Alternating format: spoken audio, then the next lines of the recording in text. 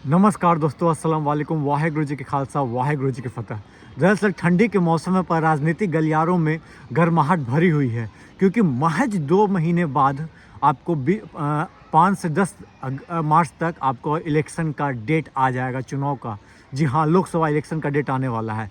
इसलिए तैयारियाँ चाहे वो एनडीए हो चाहे इंडिया हो, दोनों पक्ष अब बहुत ही आराम तरीके से करते जा रही है। कुछ 22 तारीख के बाद बीजेपी का एकदम खतरनाक लेवल पे एकदम चुनाव प्रचार शुरू हो जाएगा। इंडिया गठबंधन की सीट शेयरिंग की बात चल रही है। वहीं पे कांग्रेस की लड़ाई की बात किया जाए तो खुद से लड़ रही है, वो अपने काम कर रही है। अपना नागालैंड के पास भारत जोड़ो न्याय यात्रा पहुंच चुका है। लेकिन आपका क्या लगता है दिल में, क्या कहीं किसी के लिए स्कोप है 2024 में?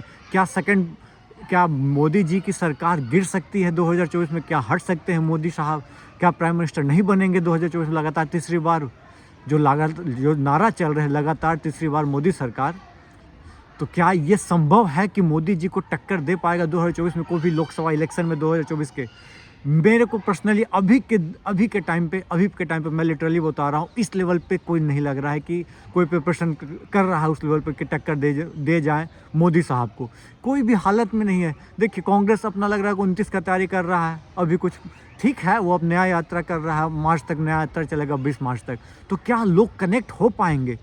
अब कनेक्शन बन जाए तो बात ही अलग है, तब तो कुछ भी हो सकता है। लेकिन अभी जो है ना, उतनी एक्टिविटी नहीं हो रही है। चाहे वो उन्हें एक्टिवनेस दिख नहीं रहा है। चाहे इंडिया के गठबंधन के कोई भी आप पॉलिटिकल पार्टी उठा लीजिए, चाहे सपा हो, चाहे वो जेडीयू आरजेडी हो, चाहे वो बीएसपी हो, चाहे शरद पवार का एनसीपी हो, चाहे उद्धव ठाकरे का शिवसेना हो, किसी भी पार्टी में आपको उस लेवल पे एनर्जी नहीं दिख रही कि भाई 24 में हटा के ही मानेंगे, एक अलग नैरेटिव सेट करके ही जाना है। ऐसा मेरे को तो नहीं लग रहा है। जहाँ तक बात करें यूपी उत्तर प्रदेश की, सबसे पहले बात करेंगे क्योंकि सबसे बड़ी है। हाँ, टीएमसी के ममता बनर्जी की भी बात करेंगे वहाँ बंगाल के। सबसे पहले हम बात करते हैं यूपी की। यूपी की 80 लोकसभा सीटों में हमको नहीं लगता है कि बीजेपी का कितना भी खराब स्थिति रहेगा तो 50 से प्लस ही रहेगा सीट उसका। 50 मान लीजिए कि 30 सीट हार जाती है। बहुत बहुत एकदम और सिचुएशन होता है तो 30 सीट हारेगी। बिहार की बात करते हैं तो 40 सीट है, तो बिहार में स्कोप थोड़ा सा ख़राब हो सकता है। 50 से 55 आपको रख लीजिए यूपी में। वहीं पे बिहार की बात किया जाए तो बिहार 40 सीट है, तो कितना भी ख़राब रहेगा तो 15 से 20 सीट आपको चल जाएगा महागठबंधन के पास। 15 मान लीजिए बहुत ख़राब, मतलब एकदम एक्सट्रीम ख़राब सिनेरियो रहा तो 20 से 25 सीट रहेगा आपको बीजेपी के पास, जो कि आज भी वही है, एक तरह से बोला जा सकता है। पूरा गठबंधन मिला दिया है तो आप कह सकते हो कि चलो भाई थोड़ा सा लॉस हुआ है, ज़्यादा नहीं। तो 50 20 70 सीट आपको यहाँ हो गया। वहीं पे बंगाल की बात किया जाए तो बंगाल के आप बंगाल छोड़ दीजिए, राजस्थान और मध्य प्रदेश और छत्तीसगढ़ की बात करते हैं, जहाँ पे इन्होंने तीनों जगह सरकार बनाई है। और गुजरात की बात करते हैं, गुजरात में क्लीन स्वीप रहता है, आप जानते ही हैं। तो 1 सीट मान लेते हैं, 1 या 2 सीट मान लेते हैं। कांग्रेस जीती तो जीती, नहीं तो कोई ठीक नहीं है। राजस्थान में लेकिन हो सकता है कि यदि सचिन पायलट को लोकसभा का टिकट मिलता हो, अशोक गहलोत को टिकट मिलता है, तो हो सकता है कि 2-3 सीट, हमको लगता है इस बार राजस्थान में 3-4 सीट का लॉस होने वाला है, क्योंकि पिछली बार 25 में 2500 सीट बीजेपी को गया था। इस बार तो लॉस होने जा रहा है राजस्थान, आप मानिए या ना मानिए। वहीं पर बात किया जाए, अब आते हैं मध्य प्रदेश की। तो मध्य प्रदेश की बात किया जाए तो एक तो क्या बोलते हैं, कमलनाथ की सीट हो गई। दूसरी दिग्विजय सिंह साहब को लोकसभा के अच्छा सीट मिलता है तो वो भी हरा सकते हैं। वहीं पे बात किया जाए छिंदवाड़ा तो पक्का है, कमलनाथ के नकुलनाथ ही खड़ा होंगे।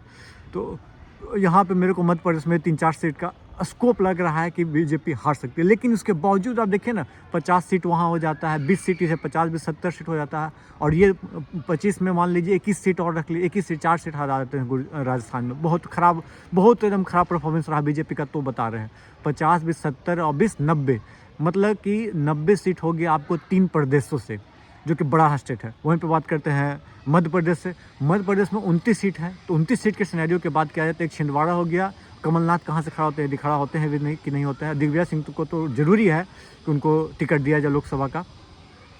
तो 3 से 4 सीट आपको कांग्रेस के पास जाएगी, मैक्सिमम टू मैक्सिमम हम बता रहे हैं, उससे ज़्यादा का हमको उम्मीद नहीं है अभी जो सिनेरियो। अब बाद में अब नया यात्रा पहुंचती है, उसके बाद क्या होता है उसकी बात की चर्चा हम बाद में करेंगे। लेकिन आज के हाल बात देखा जाए तो अब बात करते हैं 29 में 27 सीट, 26 से 27, मतलब 3 से 4 27 सीट यहाँ भी रख लेते हैं, तो आप चल जाइएगा बीजेपी के पास। तो 110 सीट 112 सीट आपके पास हो गया बीजेपी के पास, ये सिर्फ 4 स्टेट में।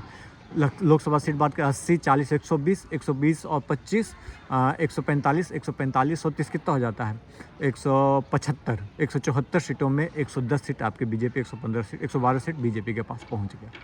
अब इसके आगे की क्या कहानी होती है वो मैं आपको बताऊंगा, पर ये 4 मेजर सीट की बात करें जहाँ पे बड़े बड़े लोकसभा सीट है। अब गुजरात और बंगाल की बात रही तो वो मैं अगली वीडियो में बात करूंगा। आप हमसे सहमत है कि नहीं? हमको नहीं लगता है कि सर आज के सिनेरियो में बीजेपी को हराने के इंडिया में उस लेवल की उत्सुकता है या उस लेवल का एक्साइटमेंट कह सकते हैं, मेरे को नहीं लगता आज के सिनेरियो में। तो मेरे को लग रहा है कि तीसरी टर्म मोदी जी लेकर जाएंगे। I hope so. आज के सिनेरियो की बात करें आगे क्या होता है, चलते हैं देखते हैं क्या होगा। चलिए, जय श्री राम।